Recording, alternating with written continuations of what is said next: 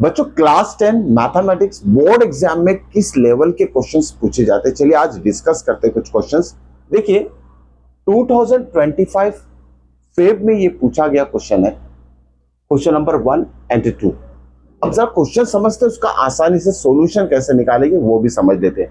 पहले question discuss करते हैं। ट्रिग्नोमेट्री पर बेस्ड ये फर्स्ट क्वेश्चन है। If sine of 2 alpha is equal to √3/2 then the value of sine 3 alpha is. देखिए साइन ऑफ 2 अल्फा की वैल्यू दी है। अब आप सोचोगे कि क्या है, ये एंगल है, ठीक है, 2 अल्फा एक एंगल है। फॉर साइन ऑफ 2 अल्फा उसकी वैल्यू आती है √3/2 और हमें फाइंड आउट करना है कि साइन ऑफ 3 अल्फा की वैल्यू कितनी आएगी। ठीक है, कैसे करेंगे? देखिए सबसे पहले ट्रिग्नोमेट्रिक टेबल आप बच्चों को परफेक्टली लर्न चाहिए, ठीक है, किसी भी तरीके से कीजिए, परफेक्टली आना चाहिए। अब देखिए यहाँ साइन ऑफ 2 अल्फा कितना दिया है, √3/2 दिया है, ठीक है, ओके। अगर हम ट्रिग्नोमेट्रिक टेबल को ऑब्जर्व करते हैं, साइन की पर्टिकुलर एंगल के लिए साइन ऑफ पर्टिकुलर एंगल जो है वो एंगल है 60 डिग्री, जिसके लिए साइन ऑफ 60 डिग्री कितना आएगा, वैल्यू आएगी √3/2, ठीक है। साइन ऑफ 60 डिग्री कितना होता है, √3/2 होता है, ठीक है। तो सबसे पहले आपको ये लिख लेना है। अब देखिए ना, गिवन है sine 2 alpha is equal to √3/2 और हमें पता है साइन ऑफ 60 डिग्री √3/2 होता है। इसका मतलब ये जो 2 अल्फा एंगल दिया है, ओके, इसकी वैल्यू कितनी होना चाहिए, 60 डिग्री, तभी साइन ऑफ 2 अल्फा का आंसर √3/2 आएगा, ठीक है। फिर से एक बार, 2 अल्फा कितना होना चाहिए, 60 डिग्री, तभी साइन ऑफ 2 अल्फा √3/2 आएगा। ये दोनों को अगर इक्वेट करते हैं, एंगल को, साइन ऑफ दोनों एंगल को इक्वेट करते हैं, तो हम लिखेंगे therefore 2 alpha is equal to 60 degree, ठीक है। अल्फा इज इक्वल टू कितना होगा, 60/2 मतलब 30 डिग्री हो जाएगा, ठीक है। यहाँ से हमने अल्फा निकाल लिया, ओके। अल्फा की वैल्यू अगर यहाँ डालेंगे तो 30 × 2 60 ही आएगा। अब बात करते हैं ऑप्शंस की, ABCD, इस चारों में से कौन सा ऑप्शन करेक्ट है, ओके। किसके लिए, साइन ऑफ 3 अल्फा। अब लिखते हैं यहाँ साइन ऑफ 3 अल्फा की वैल्यू कितनी आएगी। हमने लिख लिया साइन ऑफ 3 अल्फा। क्या हम इस अल्फा की जगह 30 लिख सकते हैं? बिल्कुल लिख सकते हैं। तो यहाँ अगर हम अल्फा की वैल्यू 30 सब्स्टिट्यूट कर देंगे तो ये 3 × 30 डिग्री हो जाएगा, जिससे कि आंसर कितना आएगा, साइन ऑफ 3 × 30 कितना होगा, 90 डिग्री, ठीक है। हमें क्या मिल गया, साइन 3 अल्फा मतलब क्या होगा, साइन ऑफ 90 डिग्री, ध्यान में रखिएगा।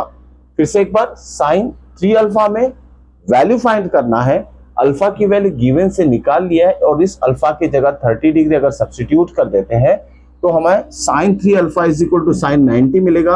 और साइन 90 कितना होता है, ट्रिग्नोमेट्रिक टेबल में देख लीजिए, साइन 90 इज 1, साइन 90 इज 1।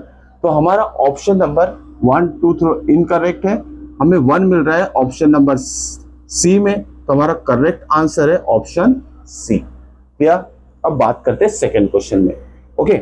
अब देखिए सेकंड क्वेश्चन क्वाड्रेटिक इक्वेशन से लिया गया, ठीक है, क्वाड्रेटिक इक्वेशन से इस सेकंड क्वेश्चन लिया गया है और क्या बोला गया, the roots of the quadratic equation are. कोई भी क्वाड्रेटिक इक्वेशन रहेगा तो नंबर ऑफ रूट्स कितने रहते हैं, उसमें 2 रहते हैं, ठीक है, ध्यान में रखिएगा। ये ऑप्शन में भी हर एक ऑप्शन में 2 रूट्स यहाँ दिए गए हैं, लेकिन यह क्वाड्रेटिक इक्वेशन किस फॉर्म में दिया है, ठीक है, स्टैंडर्ड फॉर्म में तो बिल्कुल नहीं है। यहाँ थोड़ा कंफ्यूजन क्रिएट होता है कि इस क्वाड्रेटिक इक्वेशन को सॉल्व कैसे किया जाए। 2 तरीके हैं इसमें, ध्यान में रखिएगा, 2 तरीके। सबसे पहला तरीका ये होगा कि इस ब्रैकेट को ओपन कर दो, यानी इसे सॉल्व कर लीजिए और स्टैंडर्ड फॉर्म में कन्वर्ट करके फिर आप कोई भी मेथड अप्लाई करके रूट्स फाइंड आउट कर सकते हैं। ये होगी लॉन्ग मेथड, ठीक है। सॉल्व कैसे करते देख लीजिए, पहले सॉल्व करके बता देता हूं आपको। ये हो जाएगा a - b the whole square form, x - 1 the whole square मतलब क्या होगा, a - b the whole square. Algebraic identity apply करेंगे, a - b the whole square is equal to a square - 2ab plus b square. इस algebraic identity का use करके इसका left side पहले आप एक्सपांड कर लीजिए, तो क्या होगा आपका, ये हो जाएगा a स्क्वायर मतलब x square minus 2ab, 2a मतलब x, b मतलब 1, तो 2ab मतलब कितना आएगा 2x और b स्क्वायर मतलब 1 का स्क्वायर 1 होगा, और इस 16 को भी लेफ्ट साइड में शिफ्ट कर देंगे तो आंसर आ जाएगा इक्वल टू 0, ठीक है। अगर इसे हम और सॉल्व करते हैं तो हमारा आंसर आएगा x स्क्वायर -2x +1 -16 कितना आएगा, -15 इक्वल टू 0। ठीक है, अब देखिए स्प्लिटिंग द मिडल टर्म से हम इस -2 के 2 पार्ट्स कर सकते हैं। ओके, अब यहाँ 15 जो है, 15 के ऐसे 2 पार्ट कीजिए जिसका सब्सट्रैक्शन मिडल टर्म आए। ध्यान में रखिए, सिंपल सा मेथड है, जो बोल रहा हूँ उसे फॉलो कीजिएगा। अगर आपको मिडल टर्म को स्प्लिट करना है तो क्या तरीका है, देखिए जो कांस्टेंट नंबर है ना उसे बाहर निकाल लीजिए आप। ठीक है, अब इस 15 के ऐसे 2 पार्ट करना है जिसका सब्सट्रैक्शन, क्योंकि यहाँ कांस्टेंट नंबर का साइन देखिए, अगर माइनस रहा तो सब्सट्रैक्शन उस 2 पार्ट के करना है, अगर इस कांस्टेंट नंबर का साइन प्लस है तो एडिशन उस 2 पार्ट का मिडल टर्म आना चाहिए। सिंपल सा कॉन्सेप्ट याद रखिए। 15 मतलब क्या होता है, 3 5 15। अब देखिए हमें मिडल टर्म क्या चाहिए, -2 चाहिए, तो क्या करेंगे हम, 3 इंटू 5 तो 15 होता है, 3 - 5 कर देंगे तो -2 आएगा। इसे 5 -3 अगर करते तो +2 आता है, तो ये ऑप्शन नहीं लेना हमें, ये वाले 2 पार्ट लेना है, 3 - 5 जिसका आंसर आएगा -2 जो कि मिडल टर्म है। तो इस मिडल टर्म को किस फॉर्म में लिखेंगे, +3x - 5x, तो यहाँ लिख लेंगे +3x - 5x - 15 इक्वल टू 0। ठीक है, उसके बाद देखिए यहां से x कॉमन आ जाएगा। ओके, यहां रहेगा x +3, यहां से -5 कॉमन आ जाएगा, यहां भी रहेगा x +3 इज इक्वल टू 0। अब नेक्स्ट स्टेप में क्या करना है, x +3 x - 5 equal to 0।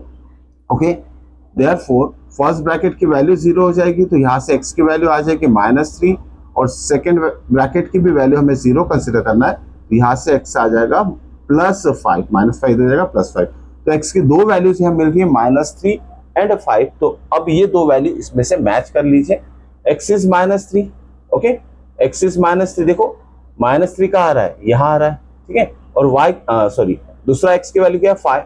Okay, तो दो रूट्स क्या हो गए इसके, 5 और -3, 5 एंड -3, तो इसमें ऑप्शन नंबर सी। अब इसके बाद इसी क्वेश्चन को, अब देखिए इसके लिए आपको समय लगेगा, अगर आपको टाइम बचाना है तो ऐसे क्वेश्चन को एक आसान तरीका है, उससे हम सॉल्व कर सकते हैं। चलिए देखते हैं कैसे होगा वो आसानी से सॉल्व। ठीक है, देखिए इक्वेशन क्या दिया है, x - 1 the whole square is equal to 16। इसका मतलब ये 4 ऑप्शन जो है ये दोनों x की वैल्यू रिप्रेजेंट कर रही है। ठीक है, इसका मतलब इसमें से एक ऑप्शन ऐसा है जिसमें जो x की वैल्यू दी है वो इस गिवन क्वाड्रेटिक इक्वेशन को सेटिस्फाई करेगा। सेटिस्फाई करेगा का मतलब अगर वो एक वैल्यू x की जो रहेगी इसमें से पेयर, अगर इस x के जगह वो सब्स्टिट्यूट करेंगे तो लेफ्ट साइड और राइट साइड दोनों इक्वल आएगा। ध्यान में रखिएगा, इस चारों में से एक पेयर ऐसा है, वो दोनों वैल्यू जब हम यहां सब्स्टिट्यूट करेंगे x के जगह और सॉल्व करेंगे तो लेफ्ट हैंड साइड और राइट हैंड साइड इक्वल आएगी। उस चारों में से सिर्फ एक ही पेयर ऐसा है जिसमें ये सेटिस्फाई करेगा। चलिए 1 बाय 1 चेक करते हैं। अगर x की वैल्यू 5 यहाँ रखते हैं, हम x की वैल्यू 5 रखते हैं, ये वाला पहला ऑप्शन चेक करें हम, तो 5 - 1 कितना होगा, 4, 4 स्क्वायर 16, तो ठीक है पहली वैल्यू सेटिस्फाई कर दिया। अगर 3 रखते हैं तो क्या होगा, 3 - 1 2, 2 स्क्वायर तो 4 आएगा, 4 इज नॉट इक्वल टू 16, मतलब ऑप्शन ए इनकरेक्ट है। चलिए सेकेंड ऑप्शन चेक करते हैं, 4 अगर रखते हैं या x की जगह, 4 - 1 कितना होगा, 3। बात कर रहे हैं हम सेकेंड ऑप्शन की, 4 अगर यहाँ रखते हैं x की जगह तो x - 1 कितना होगा, 3, 3 स्क्वायर कितना होगा, ठीक है 3 स्क्वायर कितना होगा, 9, 9 इज नॉट इक्वल टू 16। जब यही सेटिस्फाई नहीं कर रहा है तो ये ऑप्शन बी भी इनकरेक्ट है। ठीक है, चलिए बात करते हैं ऑप्शन नंबर सी की, 5, x की वैल्यू अगर यहाँ 5 रखते हैं हम, 5 - 1 कितना होगा, 4, 4 स्क्वायर 16 आएगा। ठीक है, तो ये वैल्यू सेटिस्फाई कर रही है। -3 की भी बात कर लेते हैं, -3 अगर यहाँ सब्स्टिट्यूट किया हमने x की जगह तो -3 - 1 कितना होता है, -4, -4 का स्क्वायर भी 16 आता है। तो आपको बच्चों क्या पता चल रहा है, दोनों वैल्यूज जब चेक करेंगे यहाँ तो दोनों साइड इक्वल किसके लिए आ रहा है, सी के लिए आ रहा है। So option C is a correct option. Okay.